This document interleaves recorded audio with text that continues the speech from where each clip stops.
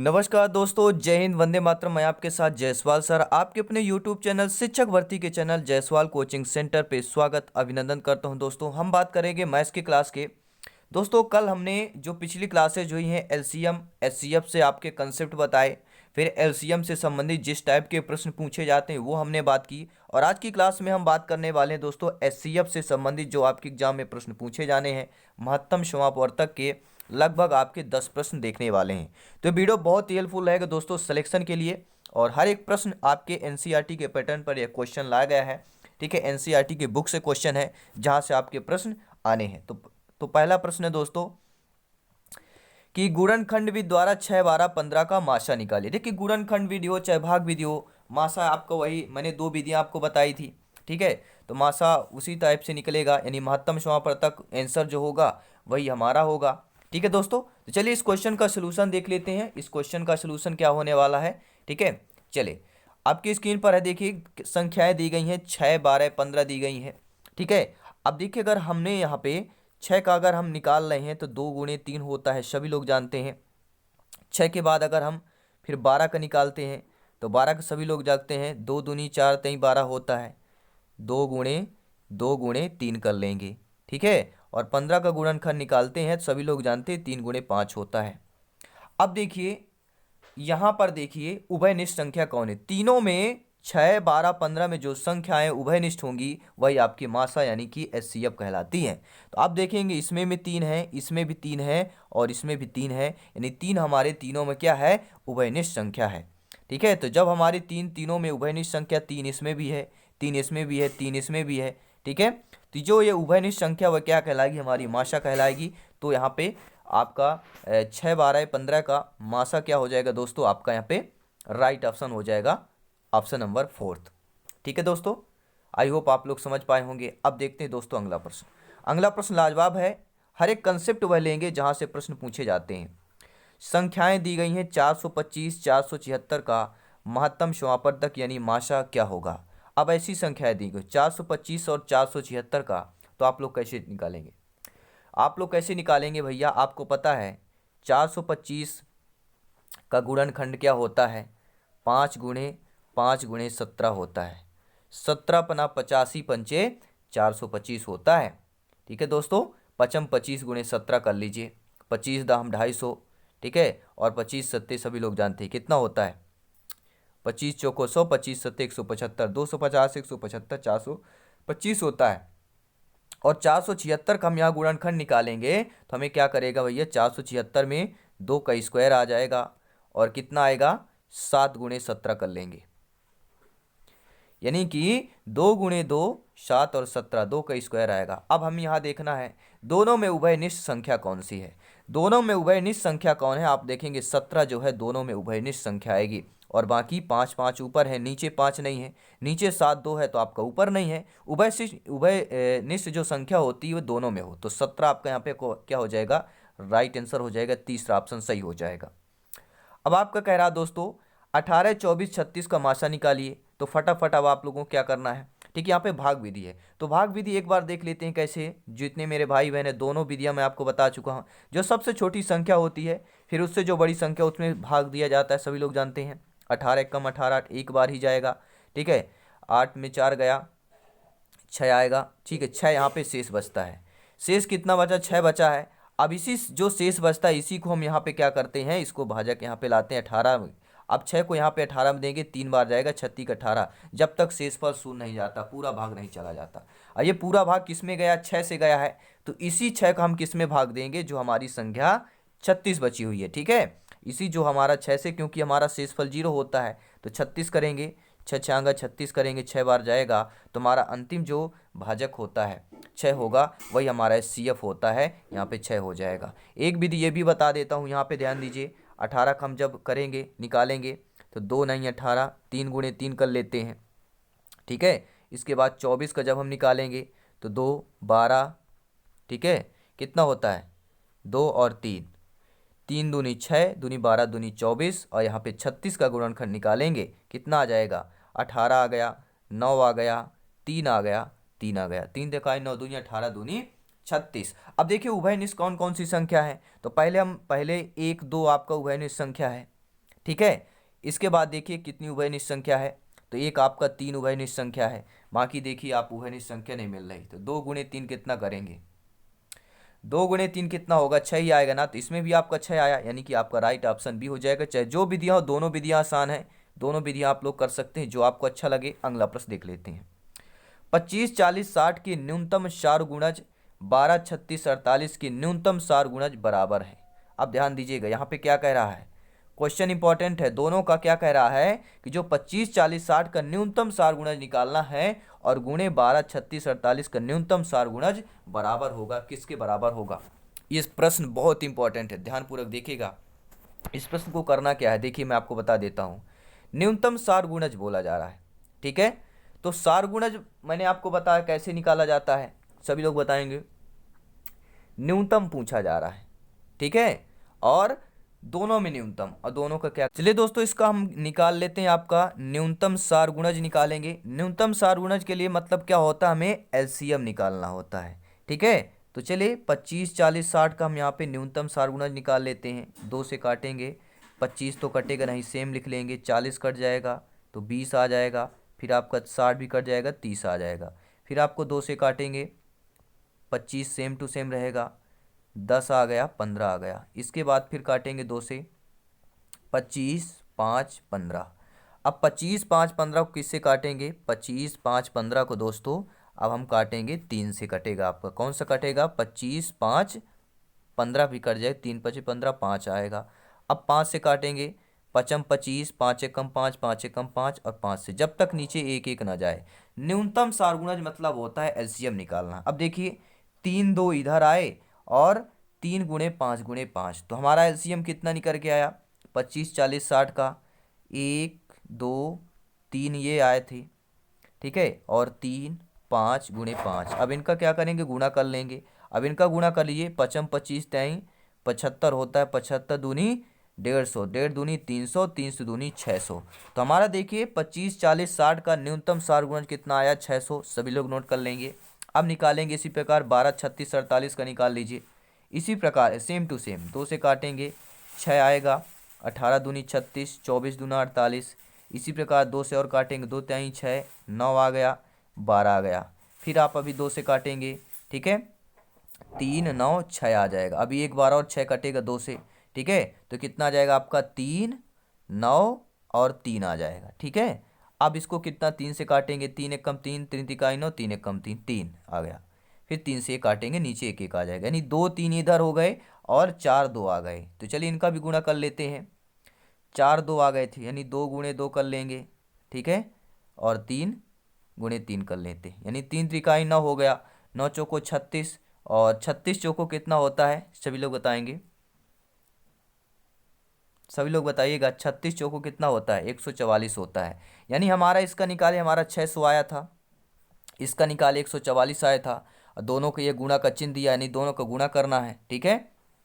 तो क्या करेंगे, 600 गुने 144 कर दीजिए, आपका आंसर आ जाएगा, ठीक है।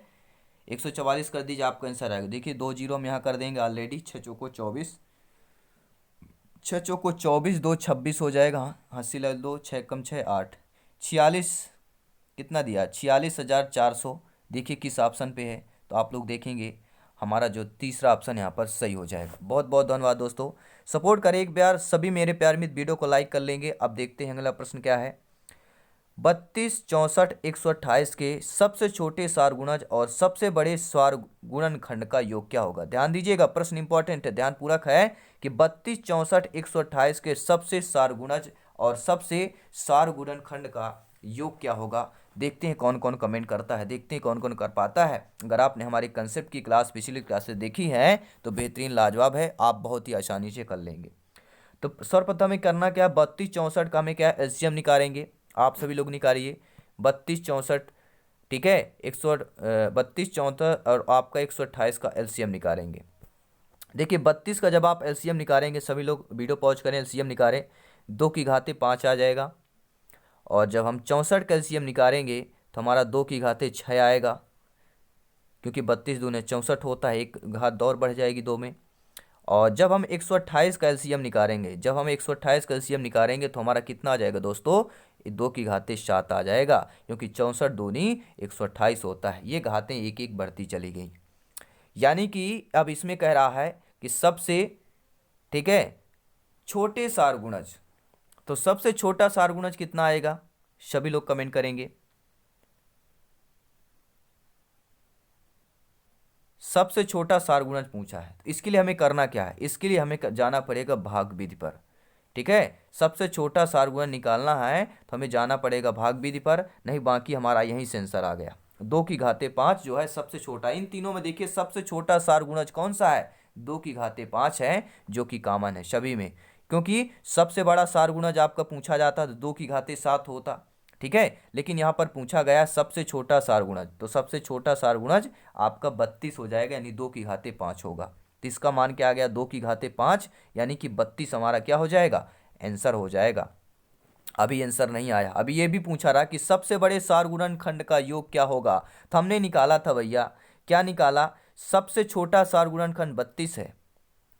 सबसे छोटा जो है दोस्तों यहाँ पे सारगुणज अब हमारा 32 है, और सबसे बड़ा सारगुणनखंड जो है हमारा कितना है, 128 है। तो 32 और 28 को करना क्या है, यहाँ पे योग कह रहा है, तो फटाफट 32 और 128 को हम जोड़ लेंगे। जब हम इनको जोड़ लेते हैं तो आपको पता है राइट ऑप्शन हमारा 160 हो जाता है। ठीक है, यानी कि पहला ऑप्शन यहाँ पर सही हो जाएगा। बहुत बहुत धन्यवाद दोस्तों। अब देखते हैं अगला प्रश्न। सब हर एक प्रश्न लाजवाब है, क्योंकि सिलेक्शन यहाँ पे सर्वोपरि है। मेरे सभी प्यारे मित्र का जय हिंद, वंदे मातरम।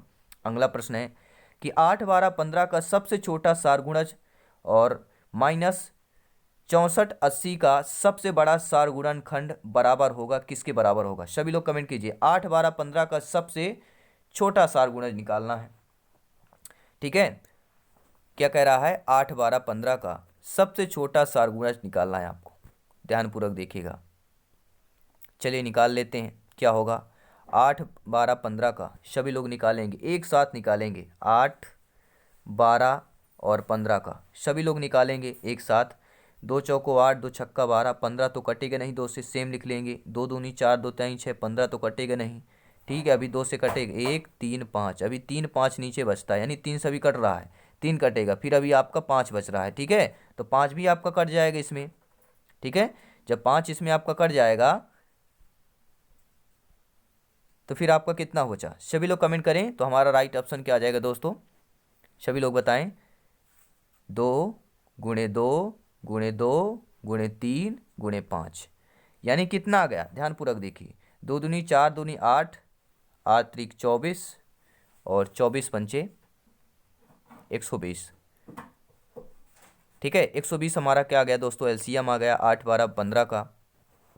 और कह रहा है माइनस 64, 80 का सबसे बड़ा सारगुणनखंड क्या होगा। चलिए निकाल लेते हैं दोस्तों, सारगुणनखंड निकाल लेते हैं। अब आपका यहाँ पे दोस्तों 64, 80 का सबसे बड़ा सारगुणनखंड निकालेंगे। देखिए सबसे बड़ा सारगुणन यहाँ पर क्या होगा, दोनों में गुणनखंड 2 कट जाए, सबसे बड़ा निकालना है, कौन आएगा। देखिए 2 से कट जाएगा, 4 हो गया। ठीक है, इसी प्रकार आपका 12, 80 भी कटना चाहिए, 64 भी, दोनों का सारगुणनखंड मतलब क्या होता है, दोनों का साथ में। ठीक है, सबसे बड़ा क्या आएगा, सभी लोग कमेंट करें, सबसे बड़ा सारगुणनखंड निकालना है। सारगुणनखंड और आपका जो पूछा जाता है सारगुणज, इन दोनों में अंतर होता है, ये ध्यान दीजिएगा। सारगुणज मतलब होता है एलसीएम होता है, और सारगुणनखंड मतलब क्या होता है, अभी आपको बता देते हैं। 64 को निकालिए सभी लोग, 64 का निकालिए, जो दोनों कटे, क्या कहे, जो दोनों से कट जाए, तो आप लोग यहाँ पे देखेंगे कि 16 चौको 64, 16 पंचे 80, सबसे बड़ा यहाँ पे होगा। 16 के बाद क्या कटेगा, 64 भी कटे, 80 भी कटना चाहिए। सबसे बड़ा सारगुणज यहाँ पे क्या आएगा, सभी लोग कमेंट करें। 16 चौको 64, 16 पंचे 80, 16 जो है इसका सबसे बड़ा सारगुणनखंड आएगा। हम सारगुणज की बात नहीं कर रहे हैं, हम सारगुणनखंड की बात कर रहे हैं। जो दोनों में सबसे बड़ा हो, जो दोनों संख्या को काट सके, वह आपका 16 है। क्या 16 के अधिक संख्या होता है, ये 20 चौको 20 से कट जाएगा 80, लेकिन आपका 64 नहीं कटेगा। 32 दूनी 64 कट जाएगा, लेकिन 80 नहीं कटेगा, दोनों कटना चाहिए। तो 16 चौको 64, 16 पंचे 80, 16 हमारा क्या आ जाएगा, इन दोनों का सबसे बड़ा सारगुणनखंड आ जाएगा। अब क्या करेंगे, हमारा जो पहले 8, 12, 15 का सारगुणज आया था, सार गुणज कितना आया था, सभी लोग जानते हैं 120 कितना आया था सार गुणज हमारा, और माइनस कर लेंगे 16, तो 104 हमारा क्या आ जाएगा आंसर, यानी कि राइट ऑप्शन हमारा यहाँ पे क्या हो जाएगा, सी ऑप्शन सही हो जाएगा। बहुत बहुत धन्यवाद दोस्तों, आप लोगों को आई होप समझ में आ गया होगा। ठीक है, आइए देखते हैं अब अगला प्रश्न आपकी स्क्रीन पर है। ये प्रश्न भी ध्यानपूर्वक देखिएगा, ऐसे प्रश्न पूछे जाते हैं, चाहे सी टेट की बात करें, यूपी टेट में, ठीक है, टीटी एग्जाम में ऐसे ही प्रश्न पूछे जाते हैं। 36, 60, 72 का सबसे छोटा सार गुणज और भागे 18, 45, 36 का सबसे बड़ा सार गुणनखंड बराबर होगा, किसके बराबर होगा।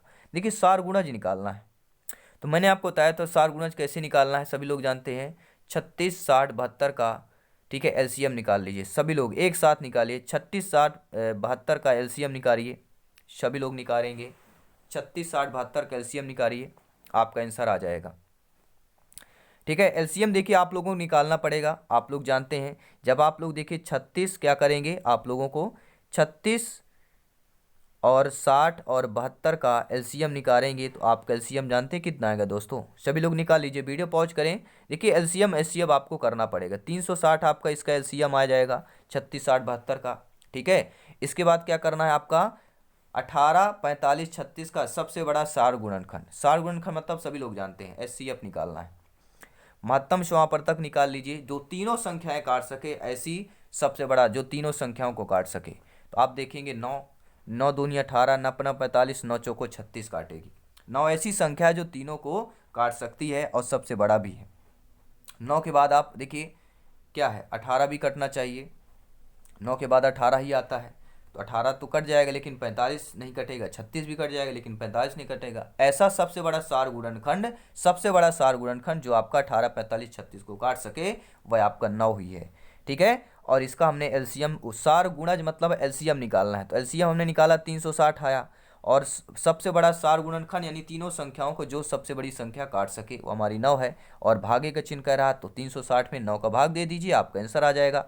ठीक है, चलिए फटाफट 360 में 9 का भाग दीजिए, 9 कम 9 चौको 36, 40 आ गया, 40 हमारा क्या हो जाएगा, आंसर हो जाएगा, तो यहाँ पर तीसरा ऑप्शन सही हो जाएगा। अब देखते हैं दोस्तों अगला प्रश्न। 15, 21, 36 का सबसे छोटा सार गुणज 18, 20, 30 का सबसे छोटा सार गुणज बराबर होगा। दोनों सार गुणज है, अब क्या करेंगे। ठीक है, दोनों सार गुणज है, अब क्या करना है समझना है। सार गुणज मतलब होता है एलसीएम निकालना। 15, 21, 36 का, तो दोस्तों जब आप यहाँ पे 15, 21, 36 का एलसीएम निकालेंगे तो आपका एलसीएम कितना आ जाएगा, 1260 यहाँ पे एलसीएम आएगा। ठीक है, सभी लोग एलसीएम निकाल लेंगे। 15, 21, 36 का सबसे एलसीएम निकाल लीजिए, 1260 आपका एलसीएम आ जाएगा। सार गुणन मतलब होता है एलसीएम निकालना। ठीक है, तीनों संख्याओं को एक साथ लिखिए, काटते जाइए जब तक नीचे एक एक ना आ जाए। इसके बाद 1260 ये आ गया। इसके बाद कह रहा 18, 20, 36 का सबसे छोटा सार गुणज, इसका भी यही करना, सबसे छोटा सार गुणज मतलब यही करना आपको, इसका भी एलसीएम निकाल लेता है। दोनों का जब हम आप एलसीएम निकाल लेंगे, ऊपर वाली संख्या का आएगा 1260 एलसीएम, नीचे वाली संख्या का आएगा 18, 20, 30 का कितना आ जाएगा, 180 आ जाएगा। तो हम माइनस 180 कर लेंगे, दोनों को घटा लेना है तो जीरो कर लेंगे, 16 में 8 गया 8 गया, और आपका 12 है 11 हो जाएगा, 11 में गया 10, 1000 कितना आ जाएगा, 80 आ जाएगा। 1080 देखिए किस ऑप्शन पे दिया, तो आपका यहाँ पे सेकंड ऑप्शन सही हो जाएगा। आई होप दोस्तों हर एक क्वेश्चन आप लोग समझ पाए होंगे। अब एक डिफरेंट टाइप का क्वेश्चन देखेंगे, और ये क्वेश्चन आई होप आप लोग कर भी चुके हैं पिछली क्लासेज में। अगर आपने पिछली क्लासेज नहीं देखी तो जरूर देखिएगा। 3.75 और 7.25 का लासा क्या होगा, सभी लोग कमेंट करिए। 3.75 और 7.25 का लासा क्या होगा, सभी लोग कमेंट करें, इसका आंसर क्या होगा। देखिए मैंने क्या बताया था, दशमलव का लासा और मासा आता है, तुम्हें क्या करना पड़ता है, सर्वप्रथम हमें भिन्नमी संख्याएं चेंज करनी पड़ती है। तो 3.75 को हम कैसे लिख सकते हैं, 375 बटे दशमलव के बाद दो संख्या एक लिखेंगे, 2 जीरो लिख लेंगे। 7.25 को हम दशमलव कैसे लिखते हैं, 725 पूरा लिखिए। अब देखिए दशमलव के बाद कितनी संख्याएं, दो संख्याएं, एक लिखिए, 2 जीरो लिख दीजिए। ये हमारा क्या आ गया, दशमलव ठीक है, भिन्न रूप में आ गया, अंश बटे हर के रूप में। अब इसका क्या करना है, लासा मासा करना है। ठीक है, तो लासा मासा निकालेंगे। अब इसको काट भी सकते हैं आप, ठीक है, 25 से काट दीजिए, 25 चौको 100, 4 आ गया, और यहाँ से 25 से काटेंगे, 25 से कम 25, और 25 दूना 50। ठीक है, कितना आ गया, 25 से कम 25, 25 पंचे 125 होगा, क्योंकि यहाँ पे 12 बच रहा है, 125 हो जाएगा। तो यहाँ पे आपको क्या हो जाएगा दोस्तों, ऊपर आएगा 15। तो 15/4 पहले का आ गया। दूसरे के इसी प्रकार 25 चौको 100 कर देंगे, ठीक है, और ये 4 आ गया, और 725 को इसको भी 25 से काट देंगे तो कितना आ जाएगा आपका, ठीक है, 25 दूना 50, 2 बार जाएगा, और 25 नम्मा सभी लोग जानते हैं, ठीक है, 2 बार जाएगा, ठीक है, 25 दूना 50 हो जाएगा।